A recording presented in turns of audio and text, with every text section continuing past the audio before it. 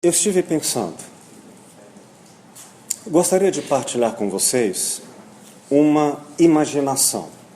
Vamos criar uma imagem. Imaginemos que nós, terapeutas e filósofos clínicos, fôssemos atender Sócrates no consultório. Como seria isso? Nós teríamos que proceder com a pesquisa via historicidade, a construção compartilhada entre quem vê e quem é visto, entre conversas, pois aí a ideia de partilhante, e teríamos surpresas, porque se atendêssemos um filósofo como Sócrates, teríamos um momento único.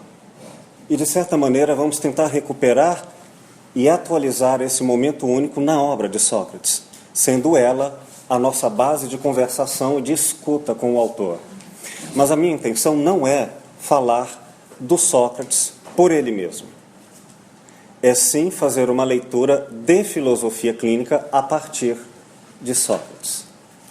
Fosse um livro, eu dividiria essa nossa intenção em 8 momentos, que eu pretendo fazer com vocês com uma leitura comentada. E depois, no tempo e interesse de vocês, conversar sobre as ideias que suscitaram esse encontro entre filósofo clínico e partilhante Sócrates. Um primeiro capítulo eu chamei de O Destemor perante a morte. O segundo, a esperança após a morte. O terceiro, a bela ou a boa morte. O quarto capítulo, aprender a morrer. O quinto, viver é reviver. O sexto, daimon ou demônio. O filósofo clínico de Sócrates. O sétimo, a felicidade da bela morte. E o oitavo capítulo, a gratidão ao morrer. Eu quero percorrer essas passagens com o título desse nosso encontro aqui em nossa Jornada Internacional de Filosofia Clínica em Atenas, Grécia. Muito obrigado a vocês. O título deste nosso momento se chama Sócrates e a Filosofia Clínica. Lições de um imortal sobre como não morrer. Vamos lá? Prontos?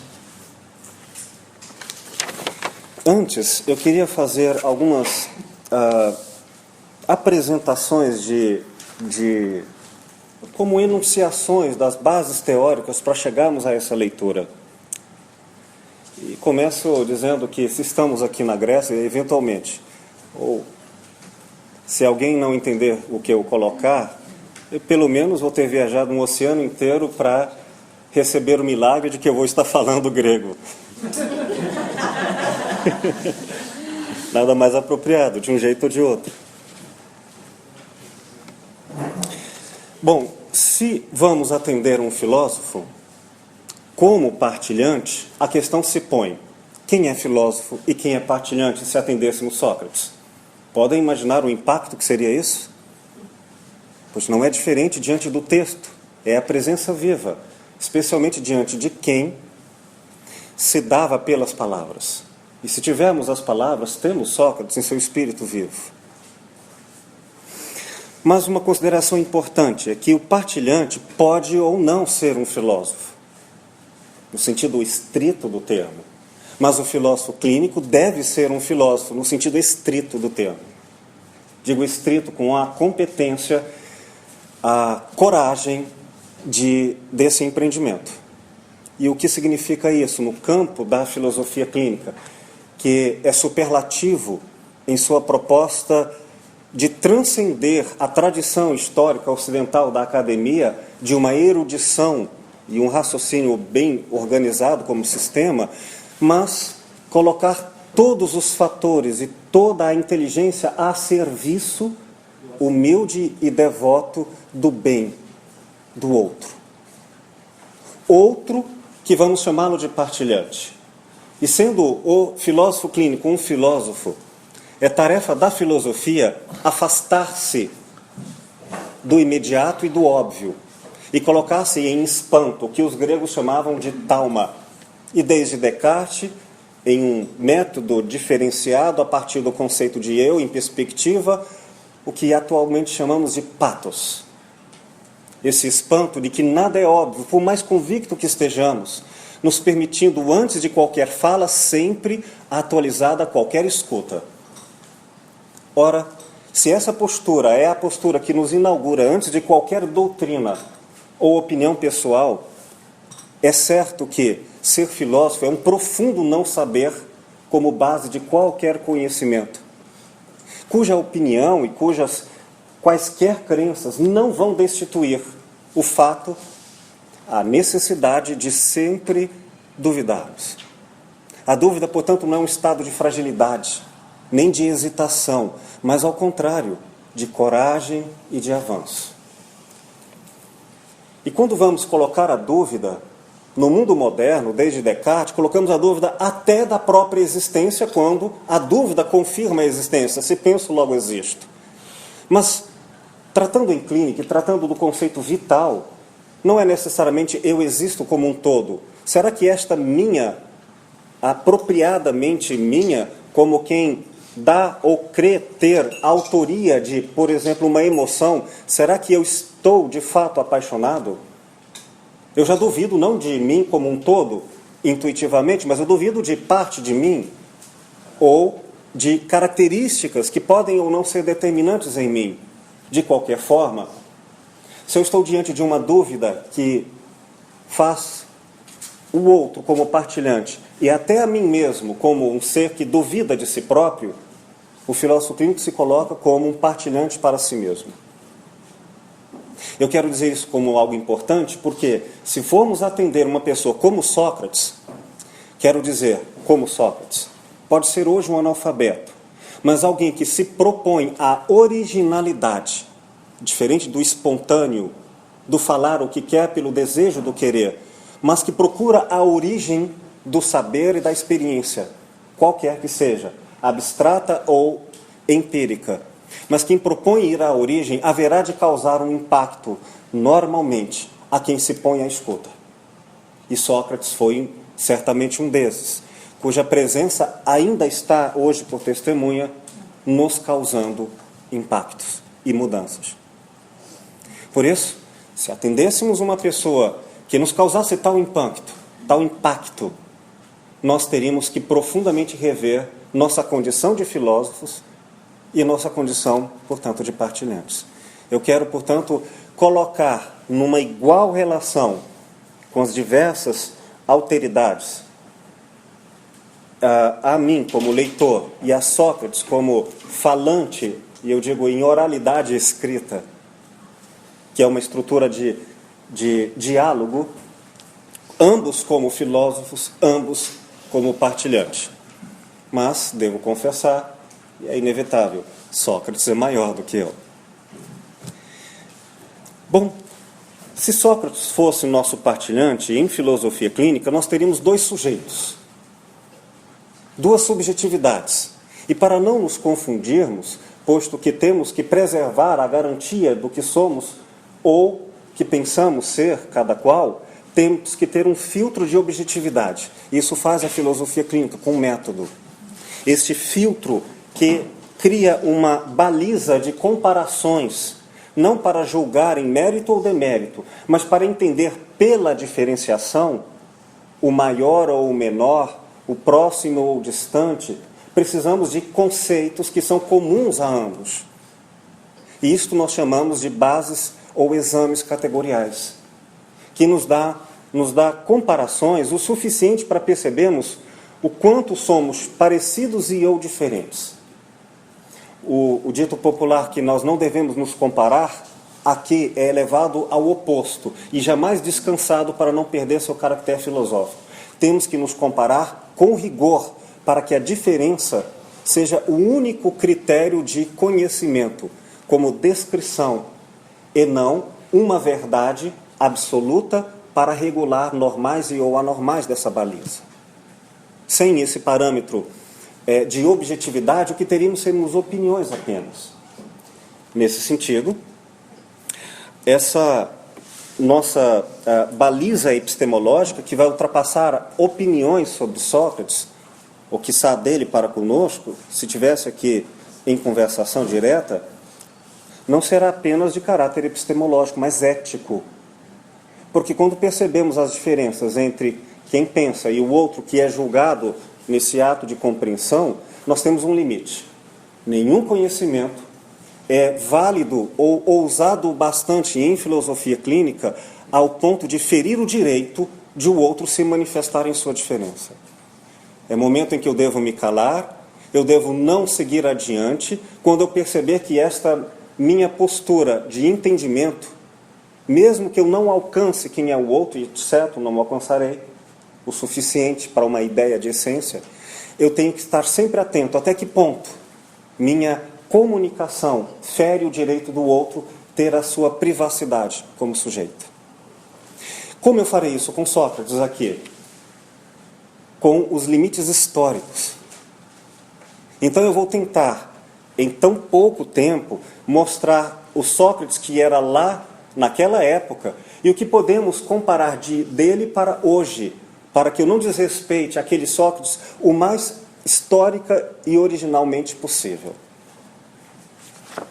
Dito isso, então quero dizer que nossa prática em filosofia clínica, em geral, tem dois grandes momentos.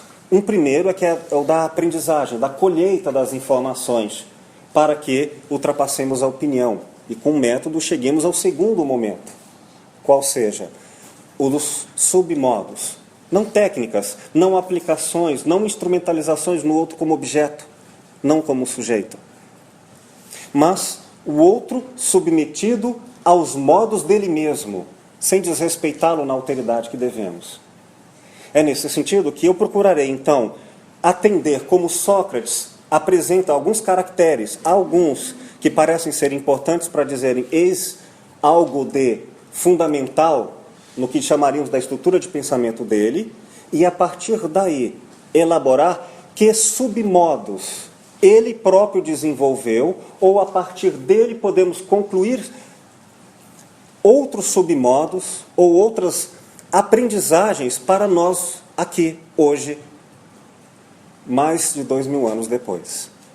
Então Sócrates não será propriamente o partilhante direto, mas indireto, porque teremos ele como um espelhamento para pensarmos sobre o que ele viveu filosoficamente, atualizar para hoje e vermos como nós, filósofos clínicos, podemos tirar lições da sua época, do seu modo de ser em conjunto e, em particular, de uma figura tão específica quanto ele.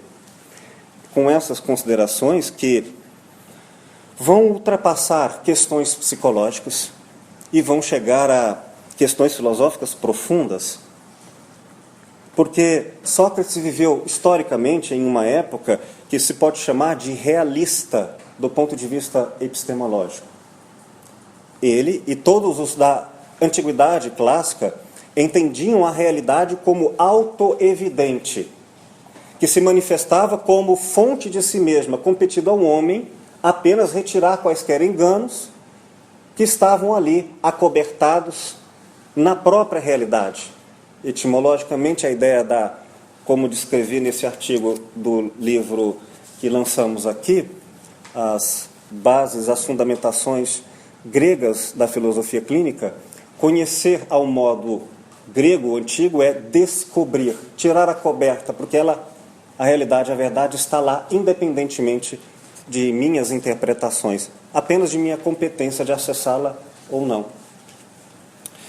Pois bem, acontece que hoje em dia, desde Descartes, do século XVII, com considerações que ultrapassam o tempo de agora dissertarmos a respeito, nós não falamos mais, por tradição, em realismo, mas em subjetivismo ou perspectivismo, no qual não existe uma verdade essencial Mas existe a infinita possibilidade de criarmos e recriarmos e não apenas interpretarmos como quem descobre uma verdade, mas fabricarmos como autores dignos de realidade cultural.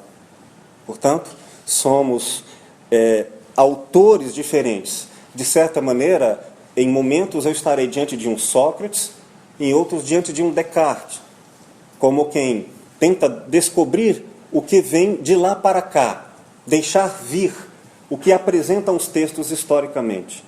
E de outro, ir até lá com uma busca e uma tendência de autoria, porque será uma interpretação desta pessoa que vos fala. E, portanto, passível de outras quaisquer.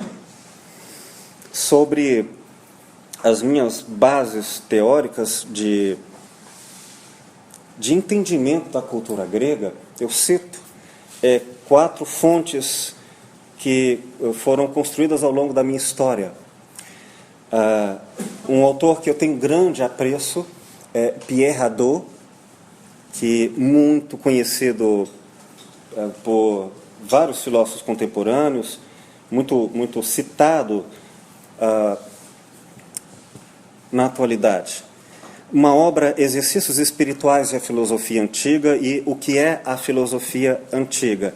Ele nos diz uma coisa importante, que a cultura grega filosófica é terapêutica, por origem. Isso é importante de ser dito. Não nos apresenta uma metodologia que desenvolva isso, como fez a filosofia clínica, mas diz claramente que toda a formação grega clássica é a busca de um saber viver que direciona o homem para uma posição moral, no qual nós aqui chamamos de alteridade.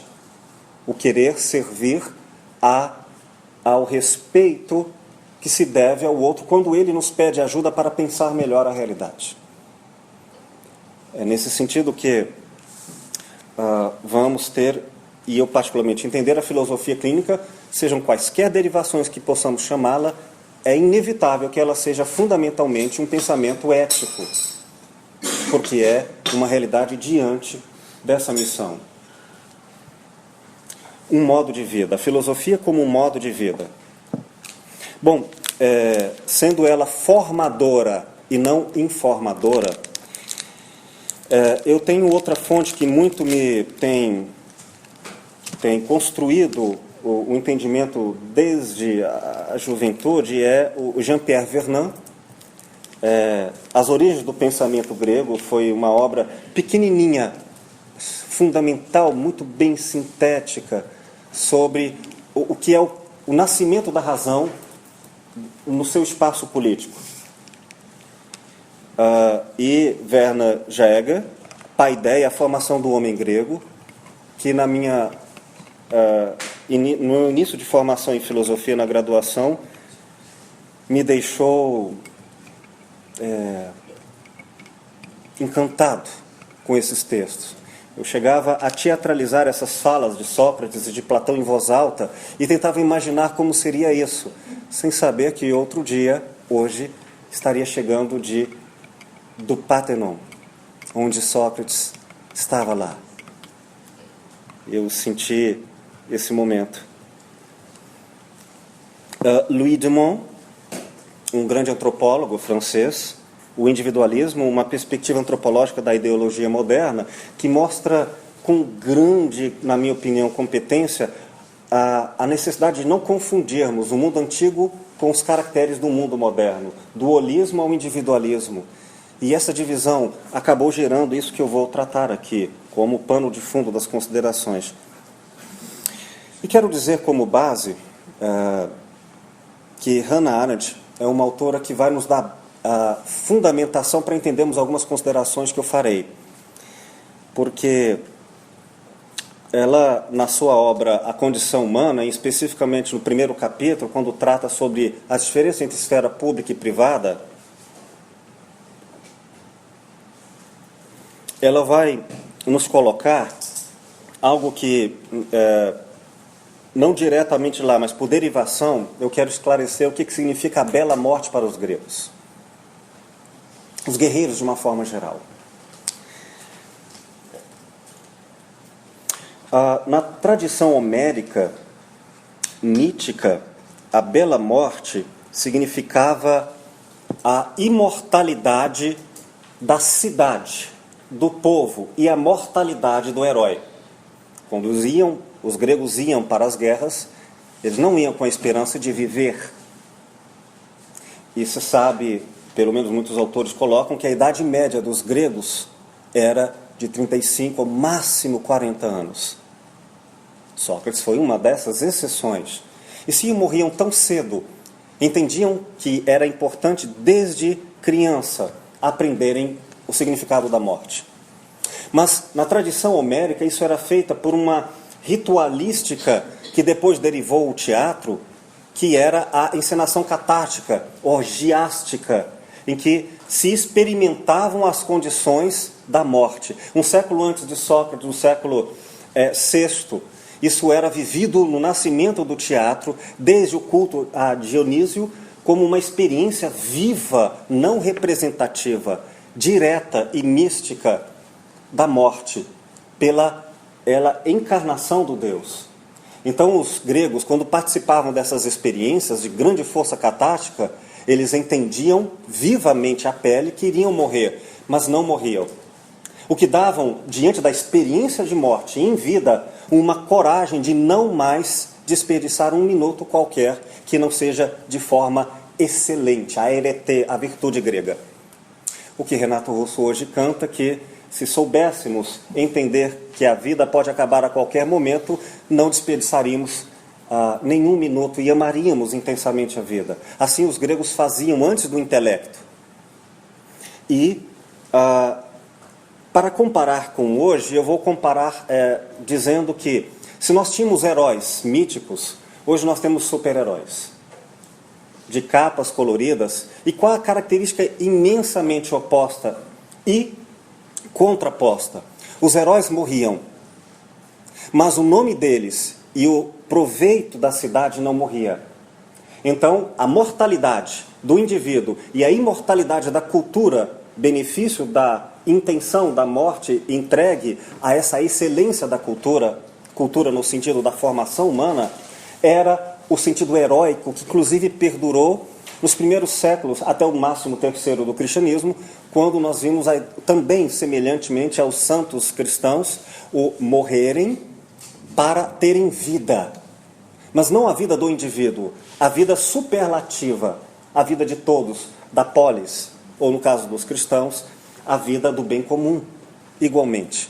E Hannah Arendt até nos coloca que os primeiros cristãos tinham, apesar da vida privativa, a mesma competência que tiveram os primeiros gregos da esfera política, a capacidade de viver com a excelência de que a totalidade fosse superlativa a qualquer interesse privado. E os nossos super-heróis, com todas as representações, cada qual nos seus desejos imaginários da nossa cultura individualista, eles nunca morrem. Mas a cidade, todas morrem quando eles vivem em suas lutas. E é toda a ideia mais comum da egolatria de nossa época, em que o indivíduo ele tenta imaginar a despeito, a demérito e a destruição do interesse coletivo. Digo isso para mostrar algo que é difícil de ser entendido, o sentido belo, bom, corajoso da morte. Se todos nós sabemos que vamos morrer, os gregos o sabiam por um exercício de uma competência, ora mística, na tradição mitológica, ora, aí entra a filosofia de Sócrates, como um saber consciente e racional e uma postura para enfrentar a morte. E que hoje em dia, se todos dizemos que sabemos da nossa individual morte, ou da morte de uma coletividade, agora que pensamos em uma destruição ecológica do planeta, no entanto, nada fazemos porque esse saber é falseado. Ele não atinge as forças vitais. A negação da morte, de Ernest Bloch, prêmio Pulitzer, que retoma a ideia da psicanálise, dá um exemplo vivo disso. Uma pergunta comum: qual é a maior certeza da vida? E todos já se se arrogam com rapidez a dizer é a morte. E isso é falso, porque se realmente tivéssemos a viva noção disso, não tardaríamos no que nos parece individualmente vitais. Esse falseamento se deve a uma crença de super-heroísmo, se não com poderes de capa, pelo menos outros imaginários, superpoderes do desejo ou de acreditar que o mundo está submetido à nossa vontade, e ainda que frustrados, repetir uma tarefa sempre infrutífera, de achar que o mundo vai se curvar aos nossos desejos. Bom, como Sócrates particularmente lida com isso? Não o herói homérico, mas o herói filosófico. E é isso que eu quero tratar com a obra de Sócrates. Mas eu antecipo que é um exercício de autonomia e de liberdade de conhecer o que é morrer. Não de passar distante, medroso, mas o conhecimento como um ato corajoso. Feita essa introdução, podemos começar?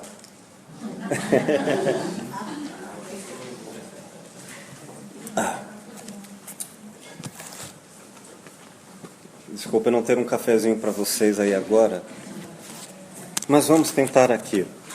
Começando alguns trechos recortados, por enquanto, a defesa de Sócrates, e fazendo a citação, na citação clássica para quaisquer tradições, 29b de Sócrates. Com efeito, senhores, temer a morte é o mesmo que supor-se sábio. Quem não o é, porque é supor que sabe o que não sabe. Ninguém sabe o que é a morte, nem se, porventura, será para o homem o maior dos bens. Todos a temem, como se soubessem ser ela o maior dos males. A ignorância mais condenável não é essa de supor saber o que não sabe. Ora, Sócrates aqui vai derivar a ideia de que o maior mal não é a morte. Mais do que temer a morte é o falso saber. Então, ele apresenta um primeiro conhecimento, um primeiro saber. Eu sei que não sei o que é a morte. E como todos os demais saberes. Como o professor de ontem, Cyril Aslanov, nos disse bem, nós, agora, distantes historicamente de Sócrates, já podemos interpretar que Sócrates sabia bem o que ele queria dizer. Mas não fazia declarando essa informação de início, porque um caractere, e eu já o coloco como uma das características, um dos tópicos determinantes em sua estrutura de pensamento. E aqui, querido Lúcio, eu coloco algo que vai revelar talvez uma saída, ao final quero tentar demonstrá-la, da racionalidade, para algo superior ainda, que nós chamamos aqui de tópico 18, que é a axiologia. O princípio que rege toda a competência e abaixo, inclusive a racionalidade, é a ética. Por que ele não dizia as coisas, supondo que ao final nós vemos, ele foi capaz de demonstrar o que no início dizia que não sabia, e o fez todas as vezes em que iniciava um diálogo? É porque ele tinha uma preocupação que hoje chamamos de alteridade, que era submetida a que o outro aprendesse e não ele se demonstrasse. Portanto, mais importante do que a verdade em si está a aprendizagem da verdade como um bem. A aprendizagem como um bem maior do que a própria verdade, sem a qual a verdade seria a arrogância de um e a declaração ou exposição para a vergonha dos que não sabem. Mas não, Sócrates humildemente calava o seu saber diante do que não sabia, para se igualar numa postura de não sou superior a você, vamos aprender juntos. Eis algo que o filósofo clínico tem que aprender com Sócrates. Mesmo que ele saiba, vamos imaginar que por hipótese, por intuição ou qualquer conhecimento, anterior, o que mereceria ser o melhor para o partilhante, não deve dizê-lo sem que o próprio partilhante entenda por si mesmo os seus próprios modos de aprendizagem, sem o qual nós estaríamos exibindo uma cultura, uma erudição ou uma janela inacessível, porque ela só pode ser percorrida com a própria pessoa e nunca destituída pela fala. Mas aqui há um elemento importante que eu quero apresentar. Sócrates era um homem com, se não tamanha, mas com determinação racional tão competente quanto, pelo menos, os grandes sofistas de sua época. O que o distinguia dos sofistas não era o que chamamos na estrutura de pensamento como tópico 10, estruturação de raciocínio. Os sofistas eram também muito bem estruturados na sua capacidade racional. A diferença é que Sócrates tinha ética e submetia a racionalidade ao tratamento da aprendizagem e da condução de cada pessoa para o que, no tópico 5, que chamamos de prejuízos, o bem, o belo e o justo. Portanto, o raciocínio é meio e não fim para Sócrates. Ainda que este meio percorra sempre o seu caminho, não é o fim. Do contrário, seria igual aos sofistas. Devo fazer aqui duas exceções. Entre os sofistas, Protágoras e Górgia, que não eram, ao que sabemos, não exclusivamente, mas em uma cultura entre os que estudaram os gregos, pessoas sem ética e sem o interesse do conhecimento. Apenas eles tinham algo que seria muito próximo do que hoje chamaríamos de perspectiva. Eram bem modernos naquela época. Feito essa introdução, eu passo aqui ao Fédon, na citação 64a.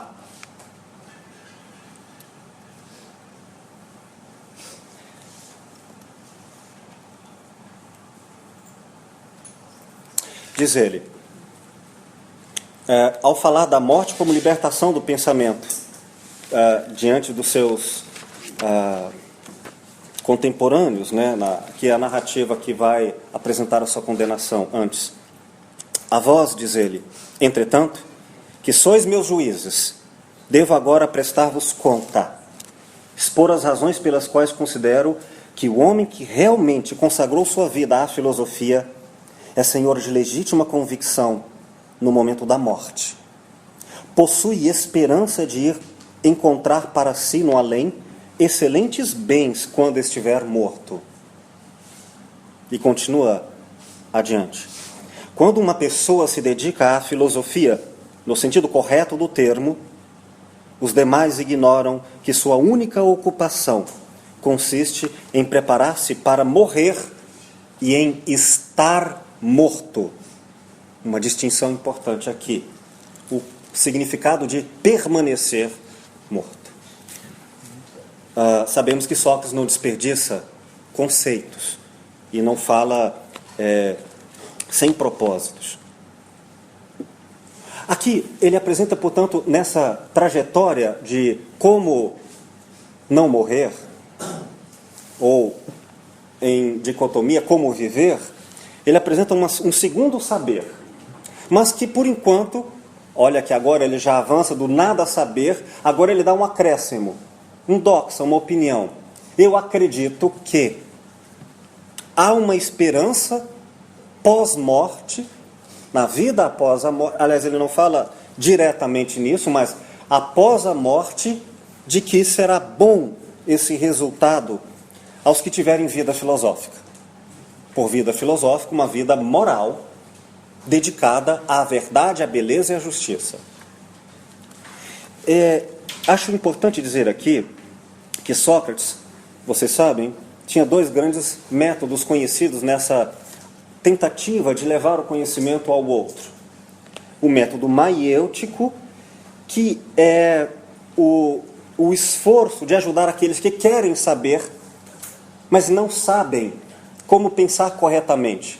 Então Sócrates diz: eu vou te ajudar, por meio de perguntas, elevar a formulação da ideia para que o outro respondesse de forma ao nível da sua capacidade até o fim último, onde ele acreditava, e já suponhamos ele sabia, que o outro haveria de conhecer o que Sócrates queria lhe dizer, mas não poderia demonstrar, teria que ser pelo raciocínio do outro desenvolvido. Isso nos dá uma lição: alteridade e recíproca de inversão. Alteridade é um valor ético, axiológico. Tópico 18, na nossa estrutura de pensamento, eu falo aqui para filósofos clínicos. E recíproca de inversão, é importante esclarecer, não é sinônimo de alteridade. Pois eu posso sempre querer me colocar no lugar do outro, mas não significa que farei isso sem me confundir com ele. Não significa que farei isso de maneira apropriada no que é importante ou no que é desimportante. Mas eu posso até sofrer ou buscar ou querer e até conseguir algo próximo do sofrer com o outro, e que não necessariamente significaria compreender as nossas diferenças a fim de ajudá-lo. Portanto, recíproca de inversão não é sinônimo de alteridade, mas Sócrates apresenta os dois, porque ele não destitui o seu lugar da fala e sabe colocar-se no lugar do outro, nos limites do outro.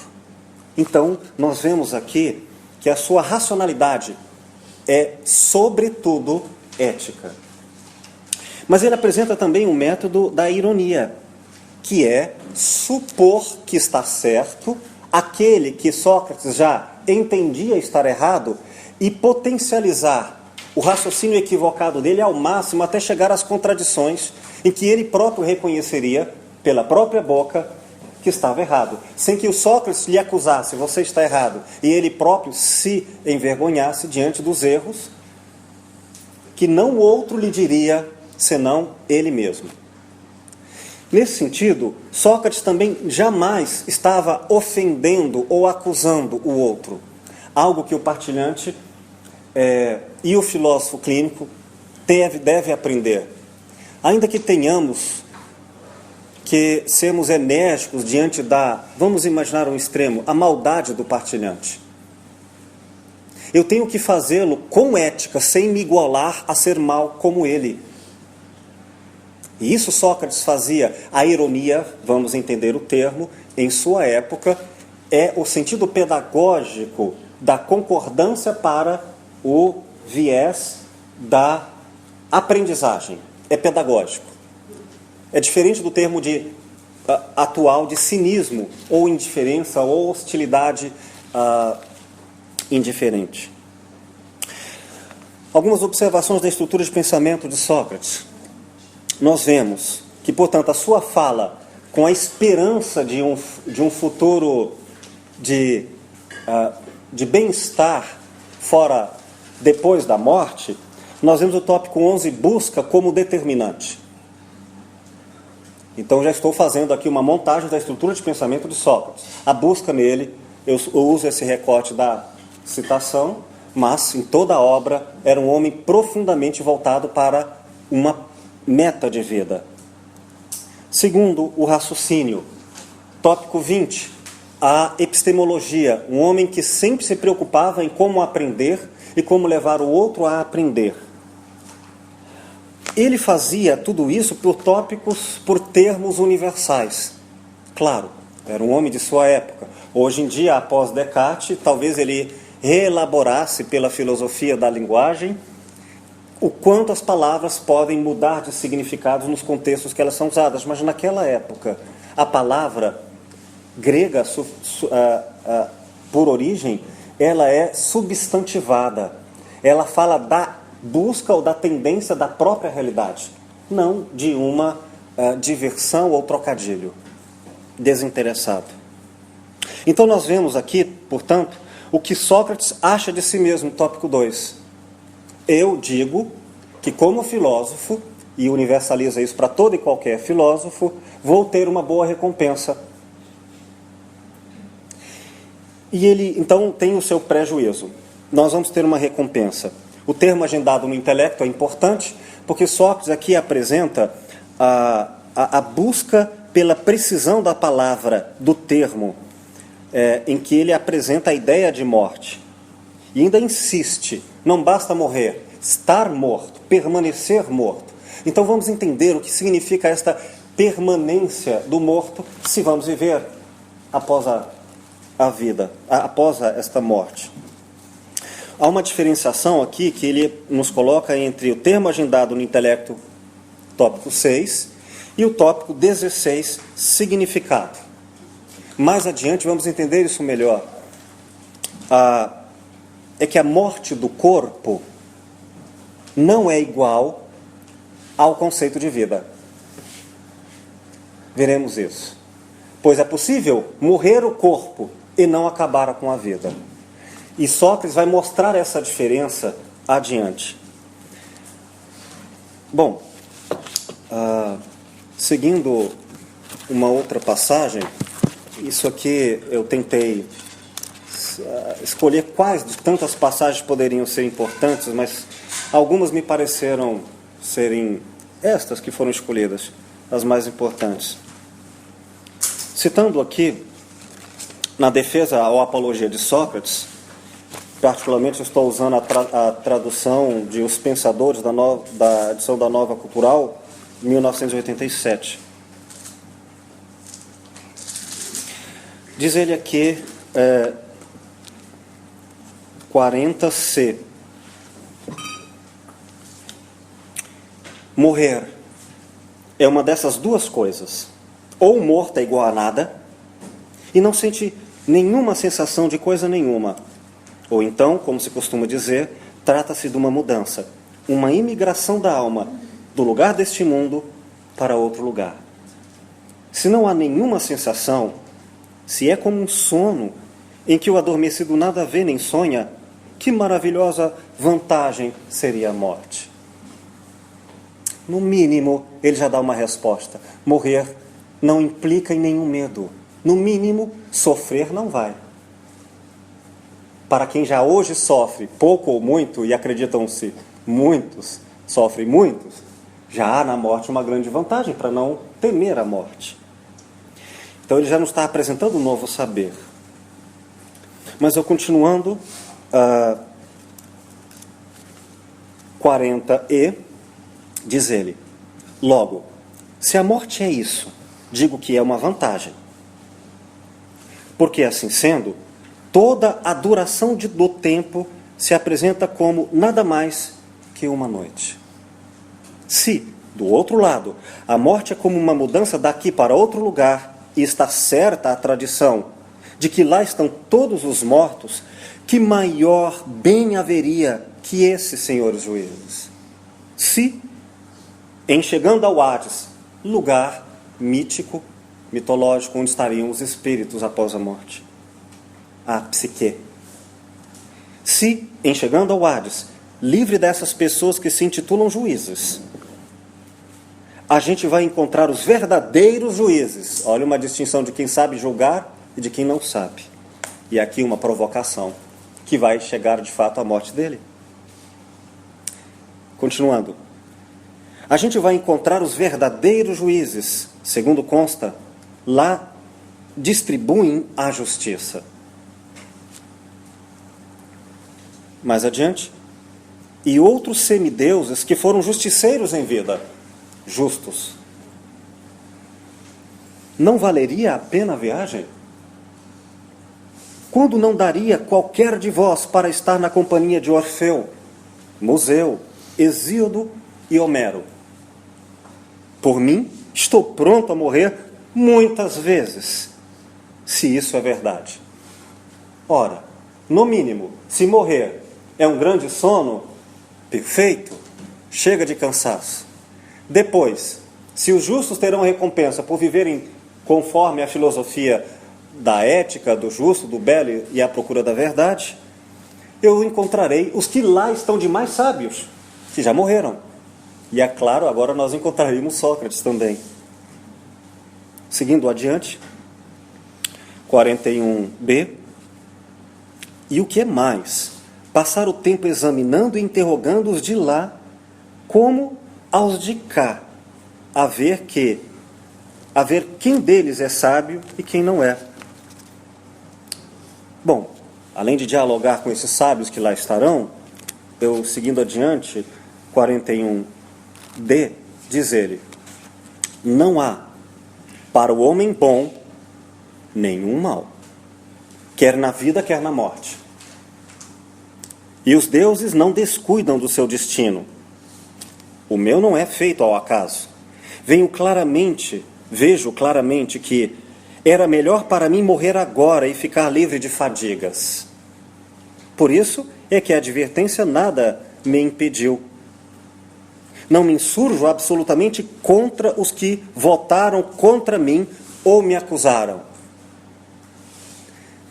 A generosidade de ficar em paz com os que lhe condenam à morte, sem lhes ofender, nem se sentir magoado uma vez ofendido.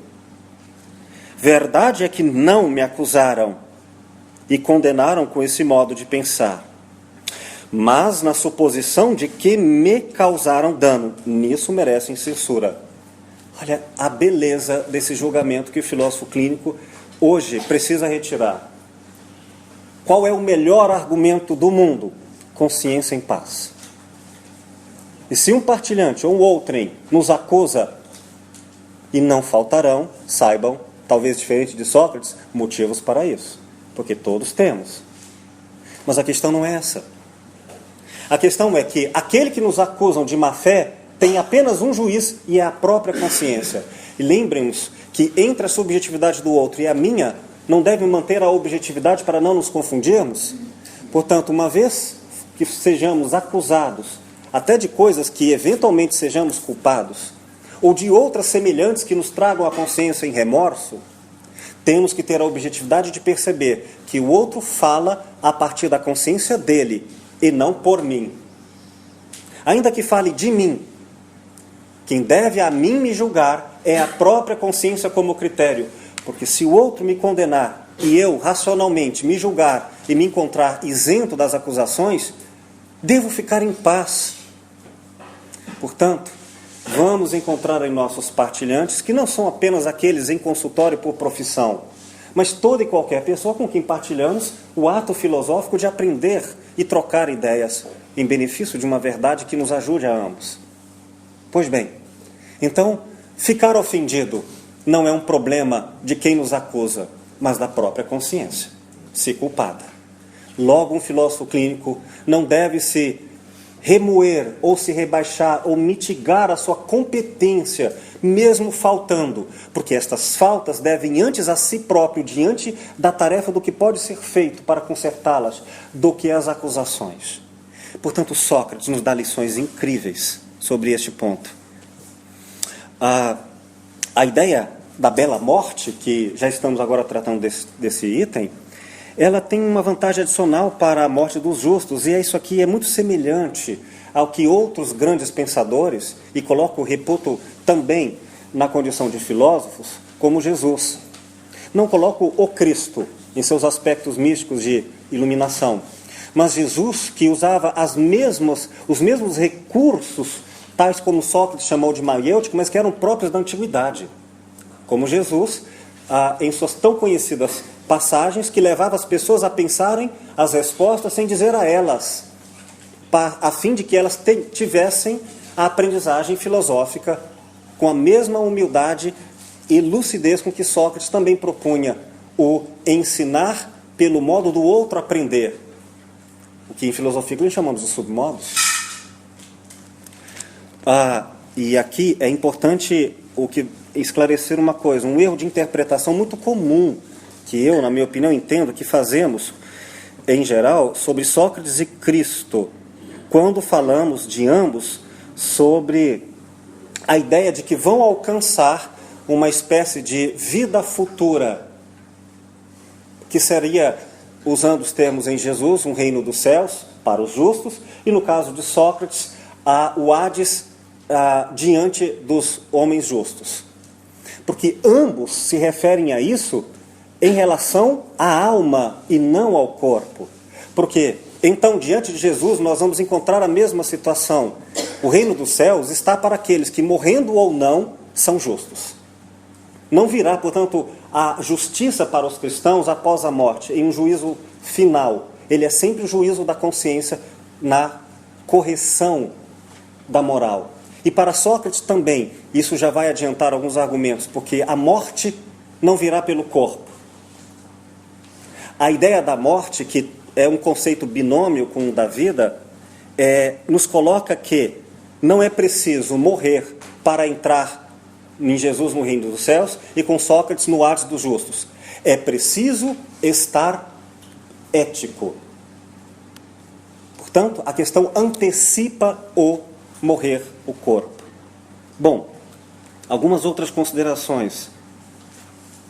Sócrates aqui já nos dá anúncio de que o problema não é a morte, mas a maldade. É, portanto, toda a luta sobre o morrer ou vencer a morte, não uma questão orgânica, mas uma questão ética.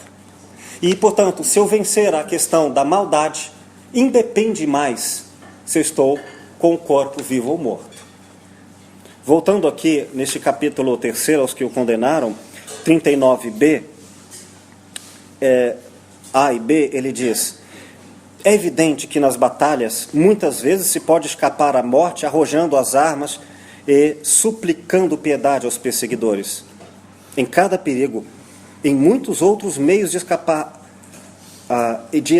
à morte, quem ousar tudo fazer e dizer: não se tenha por difícil escapar à morte, porque muito mais fácil é escapar à maldade. Ela corre mais ligeira que a morte. Ele diz em outros termos: podemos nos corromper e não morrermos em uma guerra e uma luta. Podemos ser injustos e viver mais tempo. Mas a questão não é esta. A questão é se a morte, chegada a hora, terá trazido o que é a vida imortal, o ético, a beleza, a verdade, a justiça. Quero mostrar que, portanto, o tópico 18, o saber fazer escolhas éticas, e o submodo, a axiologia 26, guiam sempre a postura como Sócrates, na condição, fosse ele um filósofo clínico, guiaria a tarefa, levar as pessoas a se tornarem éticas. A busca pela verdade não era uma questão acidental. A verdade se confundia com o bem para ele. Não era a verdade de algo, era a verdade da essência da vida em quaisquer tópicos, em quaisquer assuntos e lugares. Portanto, aqui há de deixar claro uma exortação ao caráter político de Sócrates. O seu destemor à morte se revestia de uma dimensão pedagógica, já disse isso, porque o buscar a verdade não é apenas ancorado pela razão ou pela emoção, mas por uma atitude de ensinar ao outro qual a opinião e qual a verdade. Acima de tudo, uma questão: a atitude política e o bem comum. É neste ponto que ele apresenta uma espécie de consequência do agir filosófico, uma resistência. O filósofo ético é um ser de resistência. É bom lembrar aqui Sócrates, Gandhi e Jesus em seus caracteres políticos, no sentido antigo, polis, a cidade, para o bem de todos e não para o bem do indivíduo. Ainda que morra o indivíduo, não morre a cidade, não morre o bem comum. Não é cidade enquanto condição física, mas de bem comum. E o bem comum é meu e do outro, é nosso. O eu se redefine neste holos nosso. Ou seja, todos os momentos de fala, de apresentação, de busca, de axiologia de Sócrates são revestidos também do tópico 1, como o mundo me parece. Sócrates era um homem cuja a interioridade do que poderíamos hoje chamar de psicológico era essencialmente o tópico 2, o que acha de si mesmo, o tópico 1, como o mundo me parece. Era um homem que vivia para o mundo. Ele e o mundo se redefiniam com distinção, mas nunca com separação. O saber morrer, então, filosoficamente, é um ato moral, se individual, só faz sentido isso como uma ação política.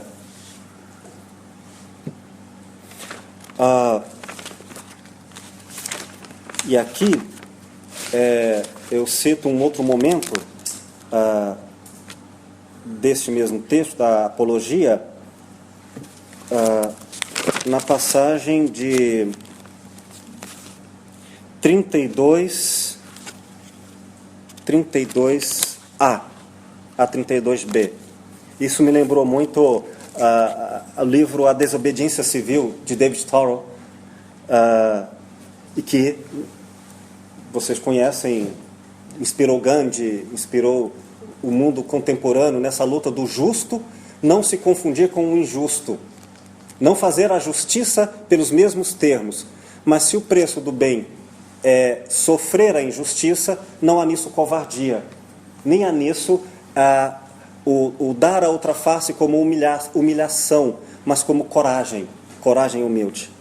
Diz ele aqui, abro aspas: achei de meu dever correr perigo ao lado da lei e da justiça, em vez de estar convosco, os juízes, numa decisão injusta, por medo da prisão ou da morte.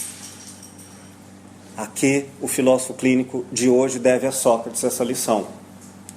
O filósofo clínico não é neutro em nenhum lugar, e ele deve pagar esse preço. Qual é? Ninguém aqui deseja, creio eu, voluntariamente sofrer qualquer injustiça. Mas se chegar ao limite de todos os recursos esgotados, entre igualar-se ao agressor, ou, talvez até pior, ultrapassando a sua capacidade de agredir para destruí-lo, nós perderemos a nossa condição de alteridade, de ética e de filosofia. A única condição que compete em algum momento na vida, ela será clamada a esse exercício, a esse testemunho, ela deverá ser a atitude humilde da qual Sócrates é testemunha, da resistência. Eu prefiro sofrer a injustiça do que ser injusto. Aqui eu me refiro em quaisquer níveis de injustiça. Mas lembremos, está tudo bem.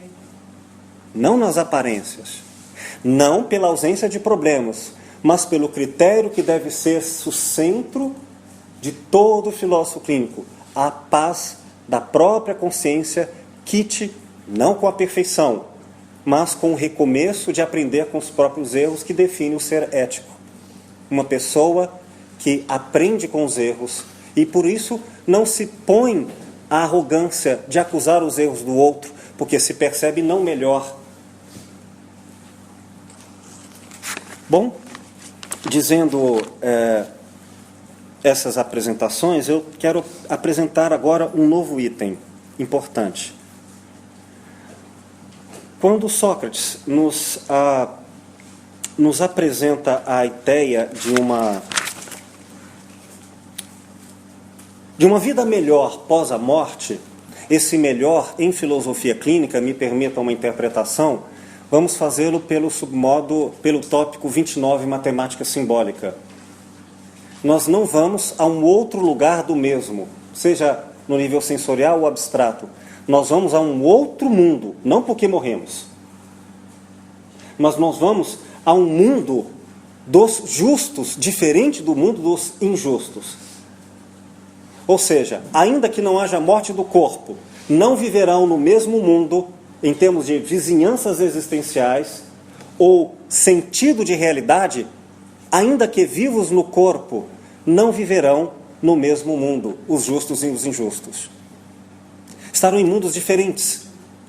No paralelo ao cristianismo, mesmo em carne viva, encarnado, o reino dos céus e o reino do inferno não habitam a mesma compreensão, a mesma habitação, o ethos do ser daquele que vive nenhum desses mundos, com corpo ou sem o corpo.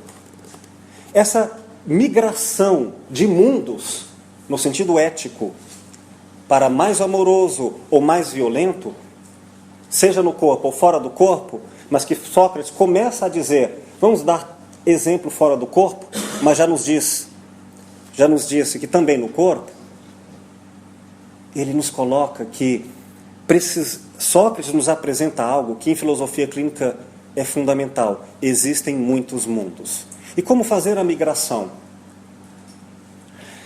Antes de chegar a este ponto, eu quero dizer algo importante. Em filosofia clínica que Sócrates nos ensina. A mudança individual daqueles que têm no tópico 29, matemática simbólica, uma demanda clínica, o que é isto? Pessoas que chegam ao consultório e ou têm problemas dos mais diversos, ou têm quase nada de problemas dos mais diversos, que são mecânicos ou funcionais. Por exemplo, eu tenho problemas no casamento, eu tenho problemas de dinheiro, eu tenho problemas na profissão, mas, em qualquer forma de linguagem, interpretação, afirmar, mas não é nada disso o que me incomoda. Ainda que eu não goste dessas situações limítrofes. Eu sinto como eu não pertencesse mais ao modo como as pessoas falam. É como se eu não fosse deste mundo. Eu me sinto um estrangeiro. Eu me sinto perdido entre aqueles que até são família, colegas de trabalho. E aí nós percebemos que a demanda dela se estuda e deve ser pesquisada como o tópico 29, matemática simbólica. Então é uma pessoa cuja demanda em clínica é ajudá-la a mudar-se para uma consciência de realidade diferente da que encontra. E, portanto, encontrar outros pares de conversação. Sua solidão e sua sensação de ostracismo, de isolamento, não se deve à falta de parceiros ou de realidade, mas apenas de não perceber que ela precisa mudar de consciência e interação. Transcender o seu conceito de eu para, quem sabe até, ser uma outra pessoa de outra maneira, o que pode até redefinir o conceito de eu próprio. Sócrates nos dá uma lição muito importante. Se a demanda é dessa natureza, e Sócrates propõe isso, ele não quer apenas levar as pessoas a serem racionais. Ele quer ajudar pessoas de injustas a serem justas. Portanto, de um paradigma ou de um patamar autogênico, sistêmico, estrutural, enquanto realidade mecânica, horizontal, para uma autogenia vertical superior. Essa é a intenção dele, que talvez cristãos chamariam de salvar a alma do pecado. Aqui, o Sócrates era salvar o homem da ignorância de si mesmo e do mundo para um mundo de verdade equivalente de beleza e justiça. A lição é, isso é muito terapêutico, e ele dá testemunha disso. Ao mudarem de mundo, seus problemas não vão acabar. Ao contrário, vão aumentarem. Mas você terá existencialmente os problemas certos. Vou esclarecer. Se eu tenho problemas que, mesmo que eu os resolva, terei cansaço, mas não terei maturidade, eu estou com problemas inadequados à minha consciência. Se eu resolvo problemas inadequados ao meu grau de existência e sentido de realidade, eu posso até ter prazer ou alívio, mas não tenho a sensação de amadurecimento, nem de elevação. Portanto, não é o prazer ou dor, mas sim adequar qual a natureza dos problemas. E aqui, Sócrates nos ensina que grande parte dos problemas não desaparecem, mas existencialmente eles desaparecem. Sócrates vai morrer. Ele vai ser, se não fosse esta morte, outra seria, ele sofrerá, mas ele ficará em paz. Isso é o que o filósofo clínico pode não prometer, mas oferecer-se ao lado de quem caminha nessa direção, partilhando essa estrada. Eu não lhe ofereço, como filósofo clínico, uma resposta às suas agonias materiais, digamos, dessa natureza, mas eu ofereço paz existencial ou força e vitalidade diante dos problemas que lhe parecerão menores ou de outra natureza, como quem diz, meu corpo sofre, não eu. Ou Se sofre eu corporalmente, não sofro eu existencialmente. Até dilatando a ideia de corpo próprio para a natureza. Por exemplo, hoje ouvimos tão belamente as falas do querido Leonardo Boff, quando diz, vai haver aí consequências terríveis de uma vida antiecológica e muitas pessoas vão morrer em cataclismas já anunciados, de diversas naturezas. Mas está tudo bem, porque a natureza vai continuar vivendo, o planeta não vai morrer, então está tudo bem, viu? Fique em paz, a gente morre, mas o planeta não.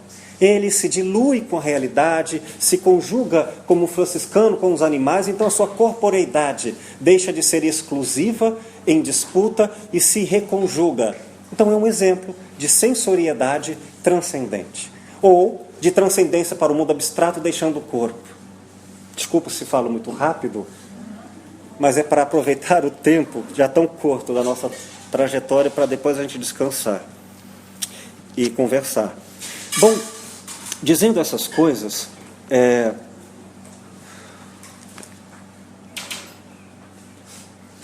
eu passo agora a um outro capítulo,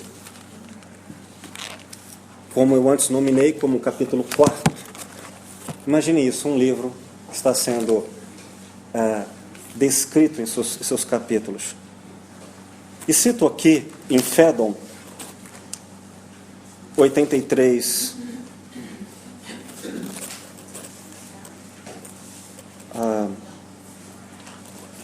83A a 83C,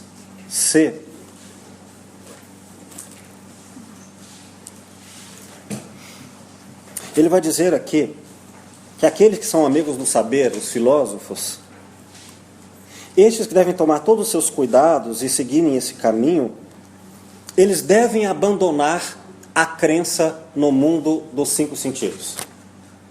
Nesse sentido de interpretação, ele está correto e sempre estará. Ou seja, o imediato, o instantâneo, o óbvio, o filósofo deve abandonar e procurar sempre o que pode estar mais profundo, seja hoje na elaboração do intérprete, seja ao modo antigo no realismo, do que ainda está por ser conhecido no mundo, a ser descoberto. Mas aqui, então ele diz assim, 83b, literalmente, que não creiam, enfim, senão no próprio testemunho, desde que tenham examinado bem. E vai dizer assim, aqui essa passagem me lembra muito o que eu vou citar agora, 83c, de Phaedon, quando Hannah Arendt fala sobre os perigos do prazer e da dor, que diz ela no primeiro capítulo, no subcapítulo A Esfera Pública, diz ela, um dos perigos para a esfera pública em nossa época, em todas as épocas, mas hoje alcançou grande destruição da sociedade, da sentido político, é a grande experiência da dor ou do prazer. Ela chama de o amor erótico. Ambos são experiências tão privativas que ninguém pode sentir por outrem, que submetidos à grande dor física, o mundo lá fora desaparece, objetivamente, e o interesse e o esforço por ele.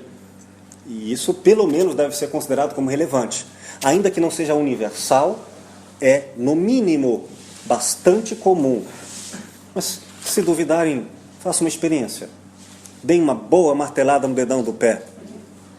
E vamos ver se, diante desta dor, terão objetividade para lidar com os outros, com os problemas da sociedade e da política. Podem imaginar, então, o que é um partilhante quando sofre horrores? A capacidade objetiva que ela vai ter enquanto sofre?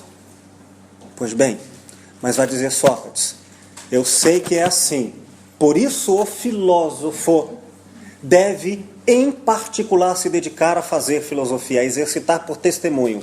Ele vai sofrer, mas o partilhante não tem culpa disso. E ele vai ter prazeres imensos ou desejo deles, diante do partilhante. Mas o partilhante não pode ser objeto de transferência, de consumo, como fosse uma coisa para o filósofo clínico-terapeuta. Então nós temos que aprender com Sócrates, que nos diz, você pode achar que está superior a isso, mas cuidado com grandes dores e com grandes prazeres. Se não for capaz de lidar com isso, perdendo a objetividade, abandone a clínica. temporariamente. Procure outro filósofo clínico. Ou faça como Sócrates. Sofra todas as dores. Deseje ou tenha todos os prazeres. Mas mantenha a objetividade de não abandonar a busca da verdade que o outro nos apresenta, ou que a vida nos apresenta. Se o filósofo se define no mundo antigo como, desde Pitágoras, como amante da verdade, o filósofo clínico se define como amante respeitoso das verdades subjetivas do outro, sem destruí-las com opiniões diferentes. E certamente, quem trabalha com clínica vai se sentir em algum momento confrontado ou seduzido a dizer, não precisa mais falar, eu sei o que é isso, e deleitar-se com as próprias imaginações e gozos, deixando de entender o outro em sua diferença, porque acostumou-se no poucamento dessa aproximação. O que há de semelhante é apenas um convite para ser mais profundo, até que a diferença nunca desapareça. Somos diferentes, iguais nos direitos, mas diferentes na nossa subjetividade. Sócrates nos dá essa lição. Mas como ele diz aqui, 83c, literalmente, aspas.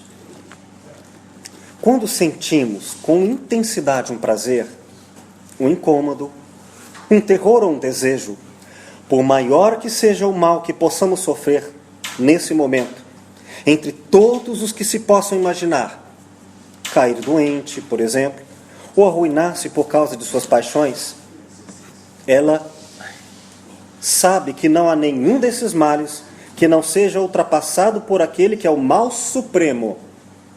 E é deste mal que sofremos e não o notamos. Lembra-se de qual mal? A ausência de ética. A falta da moral. Minha dor não me dá direito de fazer ninguém sofrer.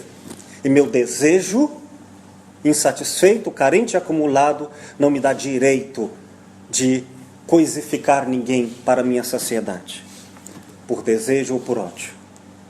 E continua ele. Uma vez a ele perguntado, e que mal é esse, Sócrates? Diz, é que em toda a alma humana, forçosamente, a intensidade do prazer ou do sofrimento, a propósito disto ou daquilo, se faz acompanhar da crença de que o objeto dessa emoção é tudo o que há de mais real e verdadeiro, embora tal não aconteça. Enfim, Hannah Arendt, grandes pensadores como Freud,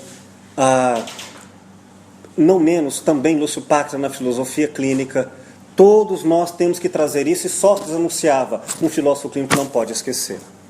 Detalhe, ele usa aqui o termo universal.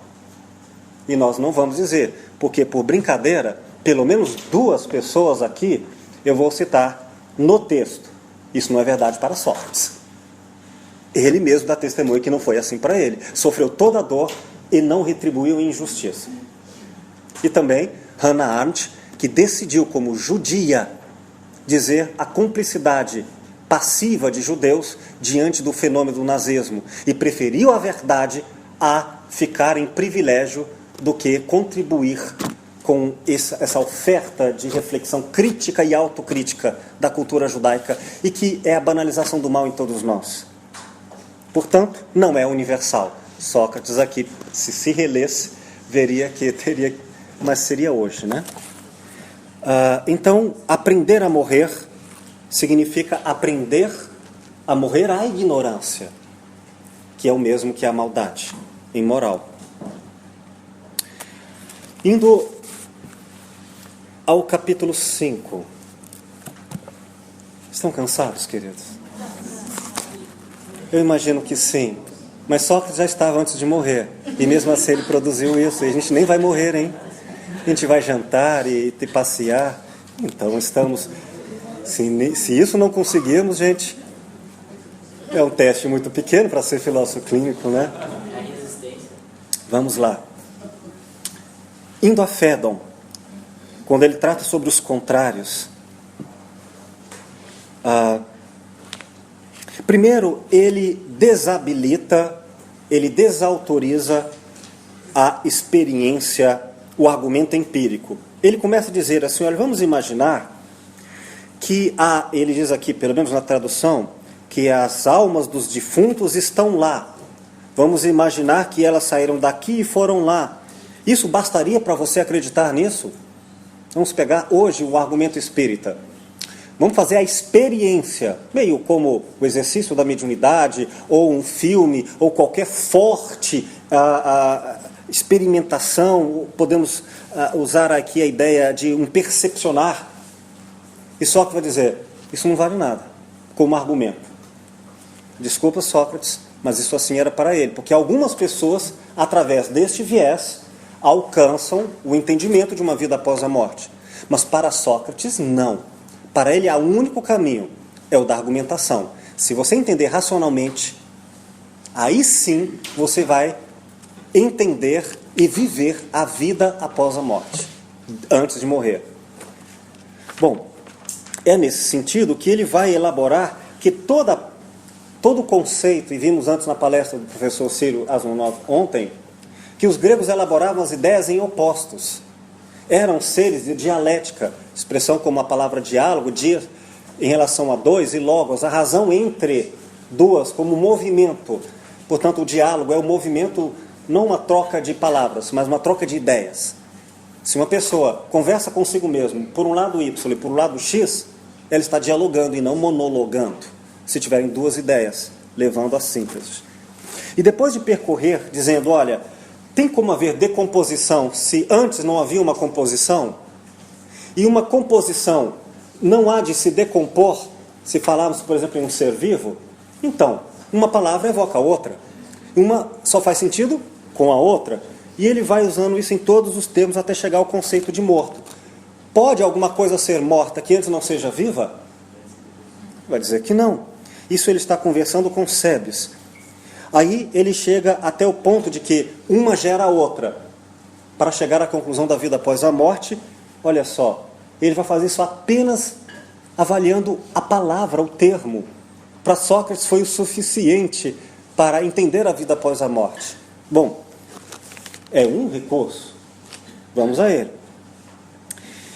Então, o que faremos então, depois de perguntar sobre o termo morrer, diz Sócrates? Não compensaremos pela geração contrária o termo morrer? Porque, se não fosse assim, a natureza seria coxa. Ou seja, para uma coisa morrer, ela tem que ser viva. Será preciso supor uma geração contrária ao morrer? E Sebes responde, isso é, segundo penso, absolutamente necessário. E qual é essa geração? É reviver. Pela lógica, ele conclui, tudo o que morre é obrigatório reviver. Só que ele vai dizer isso não é apenas na condição humana. E hoje, claro, podemos entender melhor isso na condição que uma planta pode ser revivida botanicamente pelo adubo e outras gerações, mas é o conceito em ciclo. Continuando a leitura, por conseguinte, continuou Sócrates. Uma vez que reviver existe, não se poderá dizer que o que constitui a geração dos mortos para os vivos é precisamente reviver? Evidentemente. Então, Sócrates, abandonando o tópico 3, sensorial, como forma de argumentação e prova da existência da vida após a morte, e colocando isso no mundo abstrato, ainda no tópico 3, somando ao raciocínio e ao tópico 6, que é termo agendado no intelecto, ele elabora uma construção formal para dizer que o significado virá por consequência em quem pensar bem. Vou explicar em termos de submodos. Nós temos 3 tópicos que lidam sobre como investigamos, por via de descrição, o mundo psíquico quando alguém descreve o que pensou ou sentiu intrapsiquicamente, digamos assim, nos dias de hoje. Então eu estava pensando em uma coisa, essa é a ação imagética, a ação imaginária, a ação psíquica. Depois a hipótese. Ora, o que uma coisa vai levar a outra dentro dela por consequência? E experimentação. como isso vai se manifestar visivelmente no que chamamos de experiência sensorial por haver pensado isso. Faço um recorte para citar uma partilhante que atendi em sua casa, quando ela viu uma reportagem no qual eu falava sobre a depressão e como a filosofia clínica trataria um conceito como esse. Ela viu essa reportagem, entrou em contato por telefone e eu comecei a fazer a clínica no apartamento dela. Ela, em resumo, ela, depois de problemas de um divórcio, ela se aprisionou em seu apartamento, permanecendo 6 anos, sem nunca ter saído do apartamento. E no início, ela sequer saía da porta até o elevador, por 6 anos. E nós fizemos esse trabalho e eu percebi que, de acordo com algumas palavras, depois de rapidamente colher uma historicidade dela, eu vou dizer, é como disparasse um gatilho da ação mental e ela ia para mundos abstratos, eu perdia ela na sua experiência corporal. Ela ficava em variações mentais ao infinito. Eu já então entendia que na ação eu tinha que evitar certas ideias que levariam a outras. Isso é hipótese. Eu já sei que, por hipótese, se eu entrar por um caminho, ela vai para outro. Aí eu comecei a unir o útil ao agradável, dizer, olha, eu vou ficar aqui, tal, por que você não faz um pão de queijo para mim? Claro que ela ofereceu certa vez um que ela comprou, falou, não, você vai fazer um pão de queijo para mim. E sucos e tudo mais. Claro que se eu ajudava ela a preencher o seu vazio interior, ela ajudava o meu. Mas a ideia é trazê-la para o sensorial, porque eu entendia que, por experimentação, ela melhoraria, e é uma hipótese que se comprovou, e ela, em 4 ou 5 meses, eu já via ela, depois recuperou a vida dela, saiu para shoppings, não que isso seja uma ideia de saúde ou de conserto, mas ela se sentiu mais autêntica, e reformulou muito da sua vida como era antes, tal como se sentia melhor. Pois bem, então, entendeu que a ação, hipótese e experimentação, para Sócrates, se pelo pensamento puramente abstrato, uma pessoa entender essas coisas, ela vai elevar o seu espírito à condição da crença e conhecimento da imortalidade. Há pessoas que são assim, com argumentação derivada, eu as transformo de um mundo ostracista, isolado, perdido, ao entendimento e iluminação para outra realidade, porque só lhe faltava entender. Mas outras, claro, que vão pela experimentação e não pela ação. Bom, essa é uma ideia. A experimentação que Sócrates teve foi a felicidade, por haver pensado corretamente.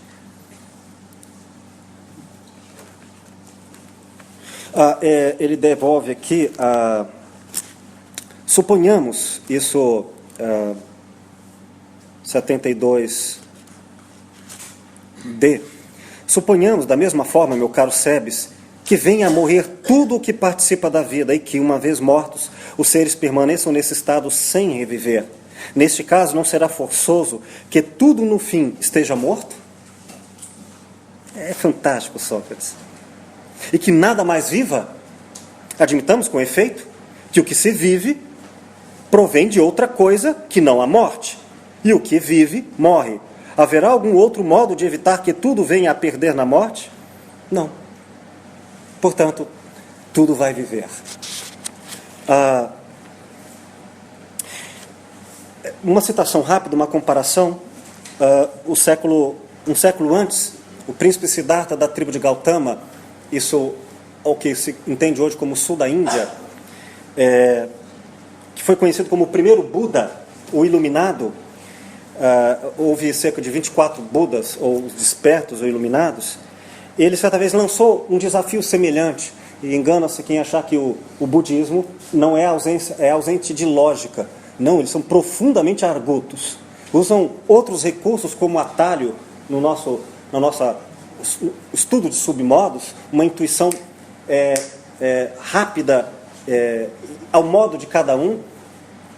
Mas, certa vez, Buda, o príncipe Siddhartha, elaborou para os seus discípulos a seguinte pergunta: qual é o contrário do nascimento?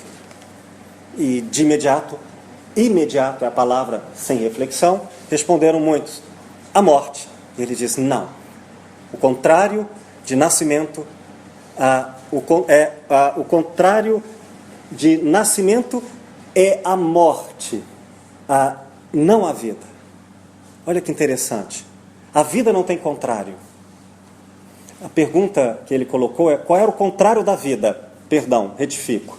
E responderam: a morte. Não, a vida não tem contrário. O contrário da morte é nascimento. A vida é o que permanece entre nascimento e morte. A vida não tem contrário. É algo semelhante ao que Sócrates vai apresentar. E aqui eu salto muitas considerações para chegar a um outro momento. O capítulo 5. Perdão, agora o capítulo 6. E volto à Apologia de Sócrates, já me encaminhando em direção ao desfecho.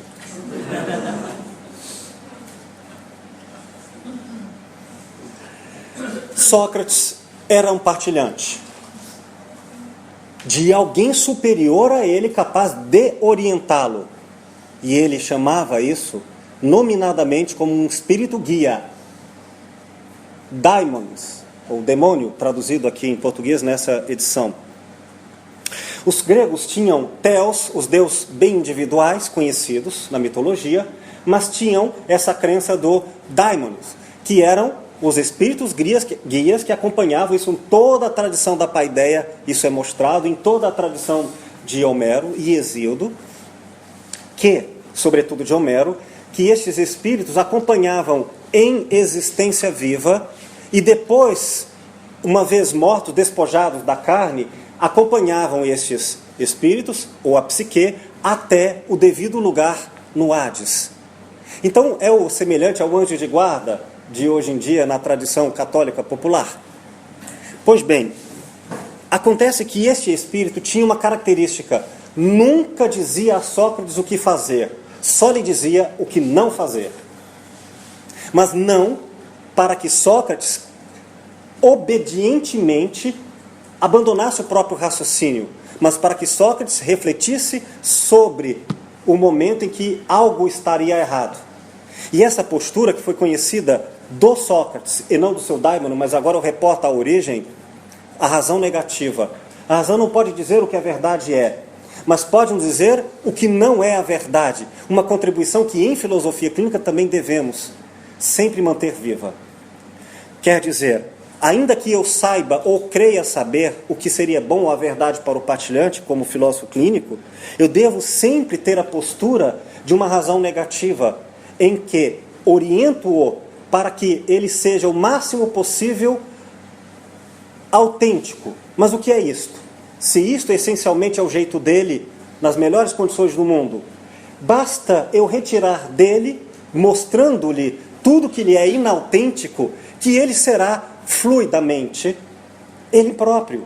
Eu não tenho que ensinar o outro a ser ele, eu tenho que ajudá-lo a ele não ser a negação de suas potências.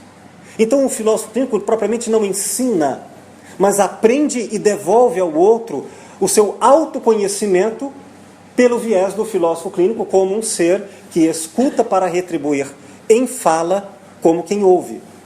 Isto é, a palavra que sempre diz a verdade é aquela que sempre está à escuta. A última palavra é aquela que ainda não foi dita, como eu citei no meu livro, A Escuta e o Silêncio. E é preciso dizer que isso deve ser atualizado diariamente na clínica. Pois bem, aqui há uma beleza superlativa, porque este daimon, e eu vou citar pelo menos como ele manifesta isto. Ele diz isto...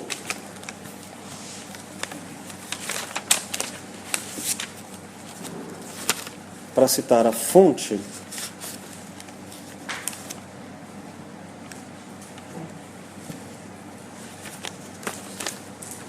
Se tivesse o tempo para escrever, não faria tantos rascunhos. 30 em A Defesa de Sócrates, ou Apologia de Sócrates, 30d. Diz ele assim,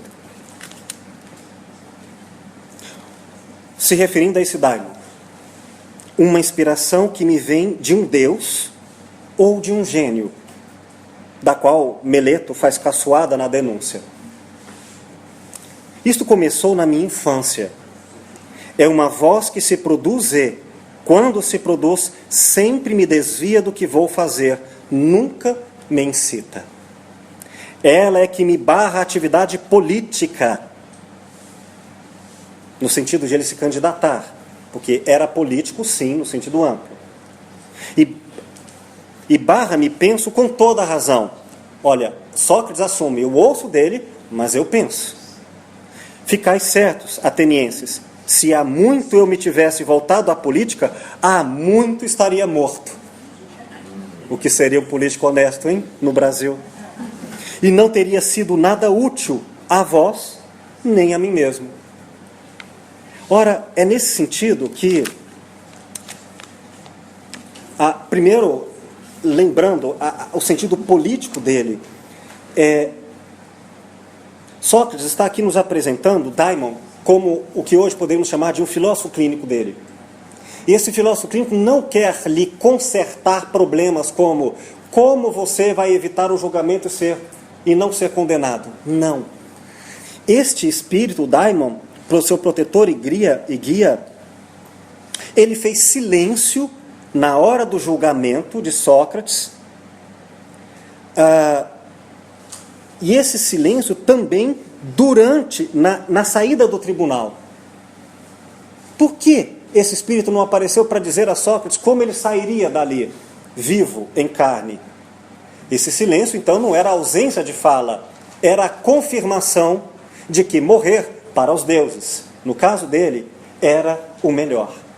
Era terapêutico, diria eu, em filosofia clínica.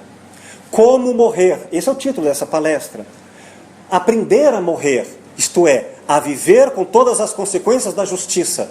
E traduzido em filosofia clínica, viver com todas as consequências da autenticidade. E aí, eis de novo aquela lembrança que eu preciso atualizar. Via o tópico 18, a axiologia, escolher sempre o que é justo. Tópico 5, segundo cada consciência. O que não é para um, pode não ser para o outro, não importa. Mas segundo o que é autêntico para cada um, é um critério sempre válido. Porque se eu estiver errado, eu mudo. E se alguém me mostrar este meu erro, e eu permanecer autêntico, eu hei de aprender com os meus próprios erros a escuta na alteridade com o outro. Se este outro for um filósofo clínico, muito mais rica será, portanto, o meu crescimento na nossa presença conjunta. Por isso é partilhar. Portanto, o problema não é errar, é não querer aprender com os erros. Isso vale para partilhante, vale para filósofo clínico, nos sentidos subjetivos da autenticidade. Ora, então, com essa razão negativa, eu também apresento aqui uma ideia sobre o porquê a razão entrou em grande falência depois do iluminismo. Porque essa razão não mais seguiu, no mundo moderno, após Descartes, o sentido existencial do sentido ético. Se tornou uma razão instrumental, sem uma razão humana. É o que fez grandes filósofos neomarxistas ou neofreudianos colocarem como... Talvez a epígrafe de uma obra valha por todas as demais, a educação após Auschwitz. Isso nos coloca, Adorno nos coloca essa ideia do que adianta toda a racionalidade se o que construímos for a capacidade de nos destruirmos. Porque faltou um elemento, que é a essência do qual Sócrates diz, mais importante do que a razão, e guia para a própria razão, e o seu próprio guia, o Daimon, mantinha vivo. A ética. Eu traduzo uma palavra mais poética, amor ao próximo como a si mesmo, que é a alteridade. Essa generosidade da qual o filósofo clínico não pode se assumir, não pode esquecer como fosse piegas, mas essa é a essência do seu trabalho, sem a qual, sem essa amorosidade, nós seremos apenas técnicos. Daí vale o termo, como muitos dizem, de uma racionalidade sem amor. Ele está me analisando, eu me sinto mutilado, investigado e despido e envergonhado na frente de alguém que me acusa. Pois quando isso é feito com amor, repito, nenhuma verdade vale mais do que o acolhimento e o silêncio de quem protege o outro das dores de não entender, de um modo ou de outro, o que lhe torna autêntico. Pois bem, e tornar autêntico é um modo para cada um.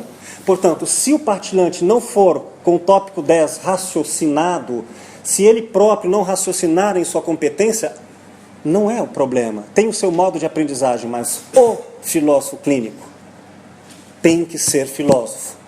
Porque isso não se faz, nem um pouco de tudo que foi dito até agora, sem filosofia e sem grande conhecimento. Não é por acaso, não é por opinião, nem por descuido, mas é por grande conhecimento de saber que não se sabe, em que o valor da verdade nunca ultrapassa o valor do amor, que se respeita sem violentar os direitos do outro, se resguardar. Bom, dando então um encaminhamento para o capítulo 7, chegando ao momento da morte, mas da morte feliz, não sem dor. A imortalidade, o arete, a virtude grega de, vamos dizer assim, em brasileirês popular, o cabra tem que ser muito macho para morrer feliz. E morrer feliz vai doer, não tem problema. Eu estou com a consciência em paz. Eis era Sócrates. E olha o que diz a narrativa, gente. Eu me emociono com isso. E me emocionei muito porque eu li esse trecho quando eu entrei na faculdade. Eu tinha 17 anos.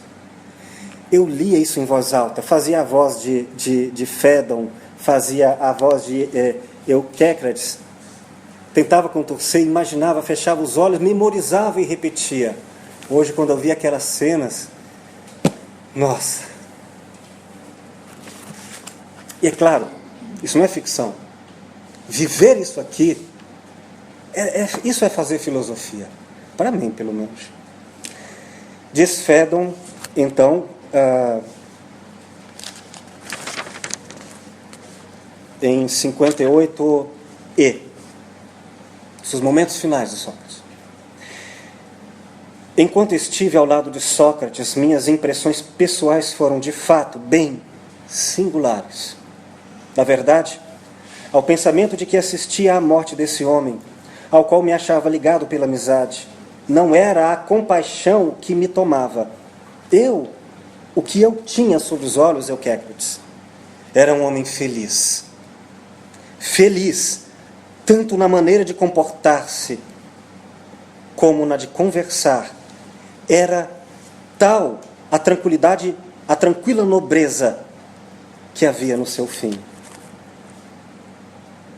E isso de tal modo que ele me dava a impressão, ele que devia encaminhar-se para as regiões do Hades, de para lá se dirigir auxiliado por um concurso divino, e de ir encontrar no além, uma vez chegado, uma felicidade tal como ninguém jamais conheceu. É ou não é uma morte feliz? Ah, meu Deus, dá vontade de morrer agora. Mas aqui eu quero lembrar uma questão fundamental, que se eu morresse por uma ilusão de um momento de prazer, eu não alcançaria isto. Porque não é, ainda que verdadeira e autêntica, uma experiência de um patamar existencial elevado, uma autogenia vertical elevada, ainda que verdadeira, não é o suficiente para a habitação nela. Habitação, palavra casa em grego, que é ethos, ética. Eu não posso ter um momento de ser ético. Um dia feliz que eu fiz uma coisa boa. Eu tenho que ter sustentabilidade neste patamar. Significa manter-me em vizinhanças, enraizado, portanto, semelhante a eles, permanentemente ético. Antes, durante e depois da morte. Ou seja, vamos fazer antes, porque depois você não terá boas companhias. Como agora, mesmo que você seja mau, cruel, vai ter pelo menos do seu lado, de graça, imerecidamente, flores, perfume, generosidade de pessoas, a cultura de séculos herdada e dada a você gratuitamente. Bastante prestar atenção. Nem precisa ser bom para ganhar toda a beleza e bondade herdeira de um universo dos bons. Mas depois, se voltemos à hipótese que Sócrates já racionalmente deflagrou como verdadeira. se vamos para os equivalentes, não teremos mais a chance de um fôlego, de um momento de paz, e recuperar a paz quando não tem. E voltando a Hannah Arendt, citada agora em seu paralelo com Sócrates, em momento de grande dor, queimando no inferno da própria consciência, acredito que vai ser o momento mais difícil de alcançar a paz novamente. Seja como for, mesmo que não sejamos bons, a bondade naqueles que não são totalmente maus, e temos exemplos o bastante para aprendermos uns com os outros, e por que não, nós conosco mesmos.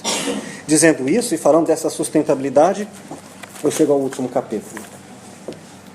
Claro, repito, depois de muitas considerações que eu imaginei poder dissertá-las, e quem sabe em outras aulas com profundidade. Mas, indo para o capítulo final, no epílogo do Phaedon, o momento em que é dado cicuta a Sócrates. Phaedon 117b. Dizendo isso, literalmente eu cito: estendeu a taça a Sócrates. Este a empunhou. Euquécrates, conservando toda a sua serenidade, sem um estremecimento, sem uma altercação, nem da cor do rosto, nem dos seus traços, olhando em direção do homem, um pouco por baixo, e percustadoramente, como era seu costume, assim falou: dize-me, é ou não permitido fazer com esta beberagem uma libação às divindades? Ele se referia, a nota de rodapé esclarece, aquele pouquinho que a gente hoje chama de dar para o santo, porque ele não queria deixar de cumprir o morrer. Se ele jogasse um pouco de veneno, talvez ele não morresse. Então, é ou não permitido fazer isso? Lembrando que, em outras passagens, houve todo um esclarecimento que isso não era um suicídio, que ele não concorda com o suicídio, mas sim viver corajosamente a ética. Não sendo isso, portanto, jamais um suicídio. Mas ele diz: eu tenho o direito de oferecer a minha morte aos deuses? Olha, ele quer brindar em oferta no momento mais sofrido da vida. Olha, quando eu estou com uma unha encravada, eu quero xingar todo mundo. Imagina num momento tão doloroso, ele vai brindar e oferecer. No momento em que, repito, grande dor, a gente só quer atenção, chamar a mamãe para soprar a ferida, ele não quer receber, ele doa. Eis a generosidade de um filósofo, e por que não, de um filósofo clínico se elevar à sua condição de autêntico ser filosófico. E responde: só sei, Sócrates, que trituramos a cicuta em quantidade suficiente para produzir seu efeito, nada mais. Responde Sócrates: entendo, mas pelo menos há de ser permitido, e é mesmo um dever, olha a moral, dirigir aos deuses uma oração pelo bom êxito desta mudança de residência, daqui para além. E é esta a minha prece, assim seja.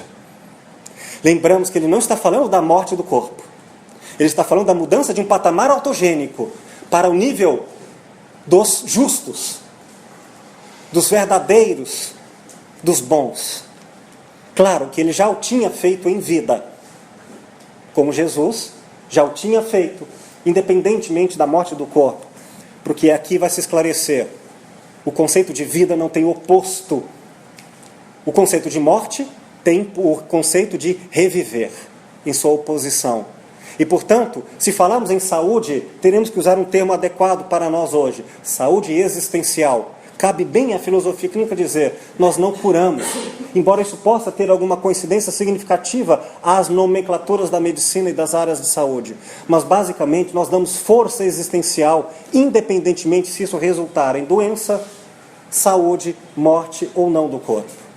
Sim, a saúde existencial, aí o termo é convidativo porque é poético e ou filosófico, no sentido da alma ou da psique, ou em filosofia clínica da estrutura de pensamento. Continuando a leitura. E em seguida, sem sobressaltos, sem relutar nem dar mostras de desagrado, bebeu até o fundo. Neste momento, nós, que então conseguíramos, com muito esforço, reter o pranto, ao vermos que estava bebendo e que já havia bebido, não nos contivemos mais. Foi mais forte do que eu. As lágrimas me jorraram em ondas. E Apolodoro, seguindo um texto adiante, que mesmo antes não cessara um instante de chorar, se pôs então, como lhe era natural, a lançar tais rugidos de dor e de cólera, que todos os que o ouviram sentiram-se comovidos, salvo, é verdade, o próprio Sócrates. E diz Sócrates: "Que estáis fazendo?" exclamou. "Que gente incompreensível! Se mandei as mulheres embora, foi sobretudo para evitar semelhante cena. Pois, segundo me ensinaram, é com belas palavras que se deve morrer.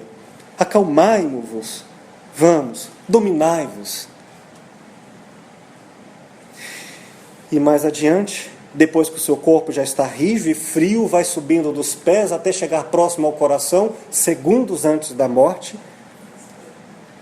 E o texto diz, entre aspas, e disse essas palavras, as derradeiras que pronunciou: "Críton, devemos um galo a Asclépio. Não te esqueças de pagar essa dívida." Responde ele: "Assim farei." Respondeu Críton: "Mas vê se não tens mais nada para nos dizer." A pergunta de Críton ficou sem resposta. E concluindo o capítulo, o livro e o parágrafo. Tal foi Euquécrates, narra Fédon, o fim de nosso companheiro. O homem de quem podemos bem dizer que, entre todos os que seu tempo, que nos foi dado a conhecer, era o melhor, o mais sábio e o mais justo. Detalhe: Asclépio, em grego, ou Esculápio, em latim, é o deus da medicina e o deus da cura.